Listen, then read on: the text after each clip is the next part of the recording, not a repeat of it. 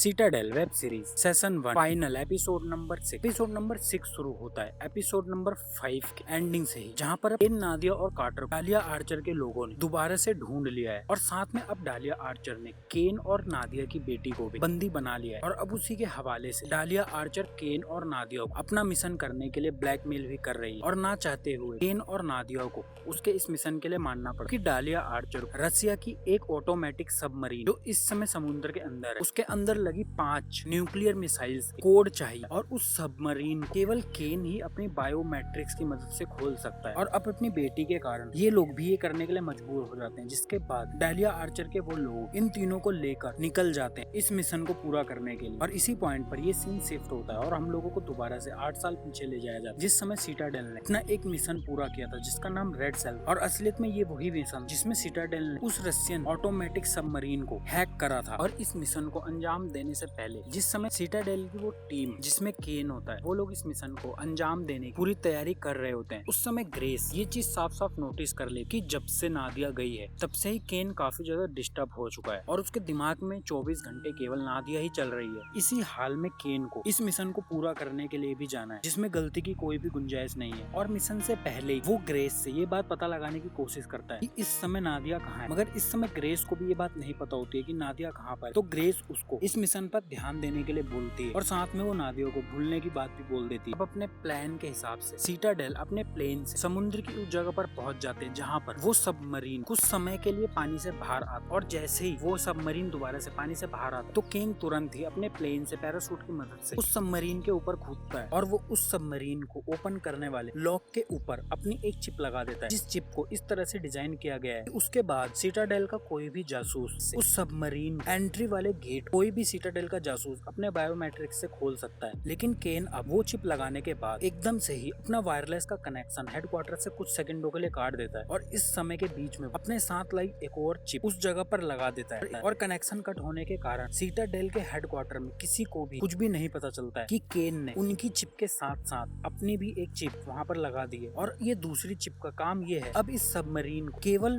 केन ही अपने बायोमेट्रिक से ओपन कर सकता और दूसरा कोई भी सीटाडेल का जासूस ये चीज नहीं कर सकता। अब मिशन पूरा होने के कुछ ही टाइम बाद जब ग्रेस अपनी टीम से उस सबमरीन को हैक करने के लिए बोलती है तो वो ऐसा नहीं कर पाती, जिसके बाद ही वो ये बात समझ जाती है कि केन वहाँ पर कोई ना कोई गड़बड़ जरूर कर आया है। और अब केन भी ग्रेस को ये बात सच सच बता देता है कि उसने वहाँ पर उनकी दी हुई चिप को ओवरलोड करते हुए अपना एक चिप लगा दिया है और अब उस सबमरीन को उसके अलावा और कोई भी एक्सेस नहीं कर सकता है। और ये सब केन ने केवल नादिया के लिए किया है क्योंकि वो अभी भी ग्रेस से यही पता लगाने की कोशिश करता है कि नादिया इस समय कहाँ है। और उसको ऐसा ही शक है कि शायद सीटाडेल ने जानबूझकर नादिया को छिपाया है। और इस पॉइंट ये बात पूरी तरह से क्लियर हो जाती है कि केन अब पूरी तरह से नादिया को लेकर पागल हो चुका है और वो किसी भी कीमत पर नादिया से दोबारा मिलना चाहता है। यहाँ प्रेजेंट टाइम केन, नादिया और कार्टर को लेकर मेडिकोर के वो लोग साइट तक पहुँचते हैं जहाँ पर एक प्राइवेट प्लेन खड़ा होता है जिसके अंदर पहले से ही मेडिकोर के कुछ लोग मौजूद होते हैं, जिसमें एंडर्स का भाई डार्विक भी होता है क्योंकि ये मिशन पूरा करने के लिए इन तीनों के साथ मेडिकोर के ये लोग भी जाएंगे। अब इसी जगह पर केन को इस मिशन के लिए पूरी तरह से तैयार किया जाता है क्योंकि केन ही वो एक लौता इंसान है जो उस सबमरीन को अपने बायोमेट्रिक्स की मदद से ओपन कर सकता है। और यहाँ पर केन को पता चलता है कि वो सबमरीन कुछ समय के लिए केवल पानी से बाहर आता है, उसी टाइम पीरियड के अंदर उन्हें अपना ये काम करना है। अब कुछ ही समय बाद वो उस प्लेन से ओशियन की उस जगह तक पहुंच जाते हैं जहाँ पर वो सबमरीन अब कुछ ही टाइम बाद पानी से बाहर आने वाला है। और सही टाइमिंग के हिसाब से केन दोबारा से उस प्लेन से कूदता। अब उस सबमरीन केन के साथ खोलने के लिए एंडर्स का भाई डार्की केन के साथ ही पैराशूट लेकर उस सबमरीन के ऊपर कूदता है और सब कुछ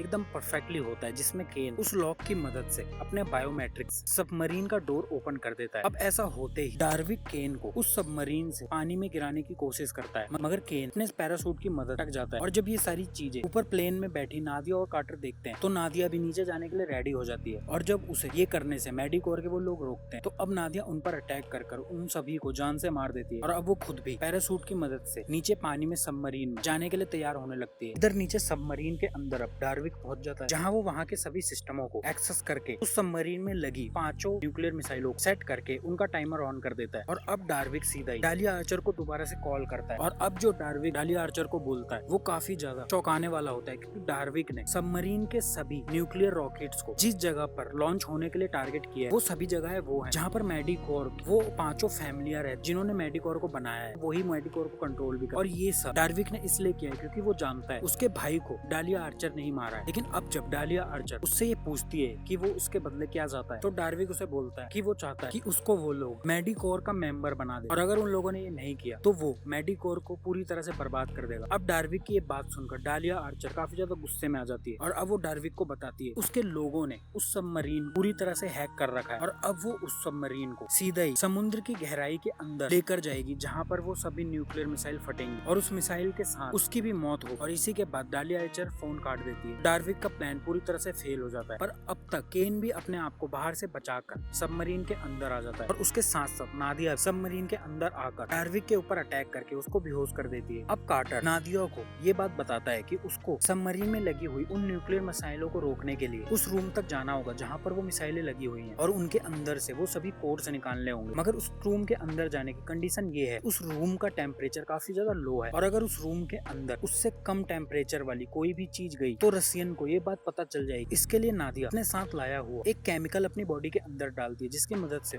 उसकी बॉडी का टेम्परेचर काफी ज्यादा लो हो जाएगा और इसी बीच जल्दी से उसे उस रूम में जाकर उन 5 न्यूक्लियर मिसाइलों में से वो कोड निकालना है। तो नादिया ऐसा ही करती है और वो टेम्परेचर गिराने वाला इंजेक्शन लेकर सीधा ही उस रूम के अंदर चली जाती है, जहाँ वो एक एक कर उन न्यूक्लियर मिसाइलों में से उनके वो कोड निकालना शुरू कर देती है। दूसरी तरफ बाहर अब डार्विक दोबारा से होश में आ जाता है और उसको रोकने के लिए केन उस पर गन पॉइंट कर वहीं पर खड़ा होता है। मगर डार्विक ये बात अच्छे से जानता है कि इस इंसान के बस की ये बात नहीं है, तो वो सीधा ही केन के ऊपर अटैक करके उसे पीटना शुरू कर देता है। यहाँ पर नादिया की बॉडी का टेम्परेचर काफी ज्यादा लो हो जाता है, जिस कारण से उसके शरीर पर इसका काफी साइड इफेक्ट पड़ना शुरू हो जाता है और उसकी हार्ट बीट काफी ज्यादा अनस्टेबल होना शुरू हो जाती है। मगर नादिया दोबारा से हिम्मत कर वो लास्ट बची हुई मिसाइल में से भी उसका कोड निकाल देती है, जिस कारण से वो मिसाइलें लॉन्च होने से पहले ही रुक जाती हैं। मगर साथ में नादिया भी हालत बुरी होने के कारण जमीन पे गिर जाती है। दूसरी तरफ बाहर अब केन जिस समय डार्विक से बुरी तरह से पिट रहा होता है, उस समय कार्टर केन को वायरलेस की मदद से ये बात समझाता है कि भले ही उसकी मेमोरी चली गई लेकिन फिर भी उसकी बॉडी फाइट करना अच्छी तरह से जानती है और वो उसे हिम्मत दिलाकर फाइट करने के लिए बोलता है। जिसके बाद हम केन को फर्स्ट एपिसोड के बाद अब जाकर फाइट करते हुए देख, जिसमें वो आराम से डार्विक को मार देता है। इसके बाद केन सीधा ही नादिया के पास पहुंचकर उसे एक दूसरा इंजेक्शन लगाता है, जिसकी मदद से नादिया के शरीर का टेम्परेचर दोबारा से नॉर्मल हो जाता है और वो दोनों ही अपना मिशन पूरा कर वहाँ से उन न्यूक्लियर मिसाइल्स के कोड लेकर निकल जाता है। अब डालिया आर्चर के हिसाब उन लोगों को ये कोड जाकर मेडिकोर की 8 फैमिलियों में से एक फैमिली को जाकर देना है और उसी जगह पर उसको उसकी बेटी दे दी जाएगी। अब ये तीनों पूरी तैयारी के साथ उस जगह पर पहुंच जाते हैं जहाँ पर इन लोगों को इन न्यूक्लियर कोड्स सौंपना है। अगर यहाँ पर कार्टर पहले ही उस जगह पर जाकर छुप जाता है और वो अपनी गन पॉइंट की मदद से उन लोगों को बैकअप देता है। अब कुछ ही टाइम बाद वो लोग केन और नादिया के पास उस कोड को लेने के लिए पहुंच जाते हैं। पर कोड देने से पहले केन और नादिया उससे उसकी बेटी के बारे में तो वो लोग नादिया को उसकी बेटी दूसरी तरफ ही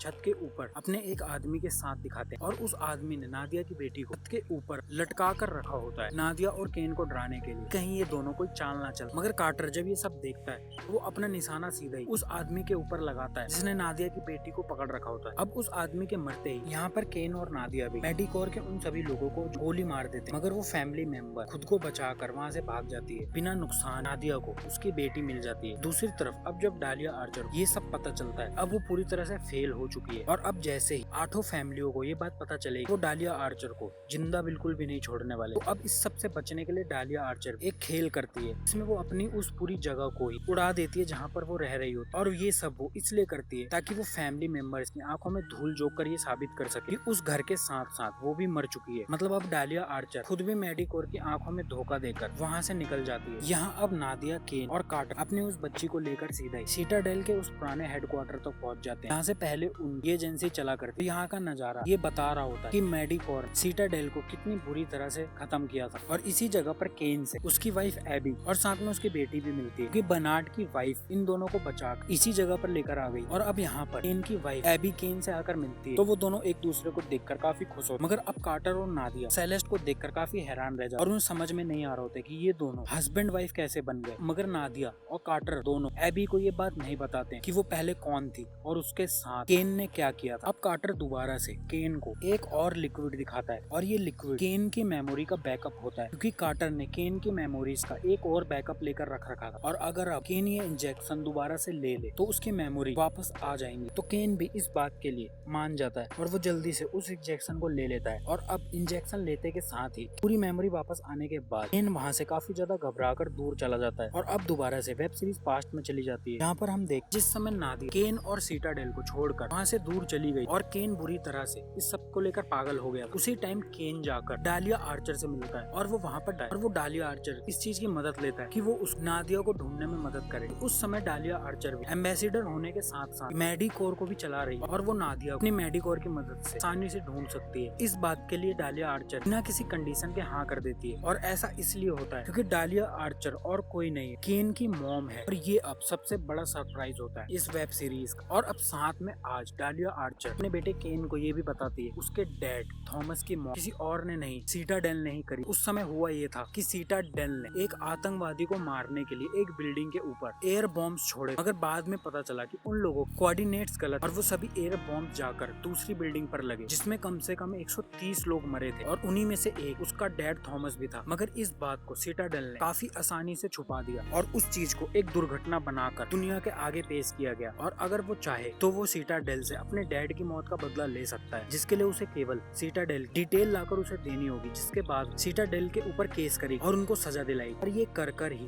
केन अपने डैड की मौत का बदला ले सकता है। केन ने उस समय की सिचुएशन के हिसाब से जिसमें वो नादिया को लेकर पहले से ही काफी ज्यादा परेशान हो रखा होता है और अब जब उसको ये बात पता चलती है तो वो अपनी मॉम सीटाडेल सारी खुफिया डिटेल लाकर दे देता है और इसका मतलब सीटाडेल का वो गद्दार जिसको लेकर शुरू से ही नादिया के ऊपर शक किया जा रहा था वो कोई और नहीं केन है। और अब जब डालिया आर्चर के हाथों सीटाडेल की वो सारी इन्फॉर्मेशन लग जाती तो वो सीधा ही मेडिकोर वो सारी डिटेल देकर कुछ ही समय के अंदर सीटाडेल को पूरी तरह से खत्म करवा देती है। और ये सब कुछ जो भी हुआ वो सब केवल केन की वजह से हुआ। और अब प्रेजेंट टाइम केन से आकर सबसे पहले उसकी वाइफ एबी मिलती है और सब कुछ होने के बाद ये बात अब केवल केन जानता है, उसी ने सीटाडेल को खत्म करवाया है और ये बात और कोई भी नहीं जानता। और अब इसी पॉइंट सीटाडेल का सीजन 1 खत्म हो जाता है काफी सारे सस्पेंसों के साथ।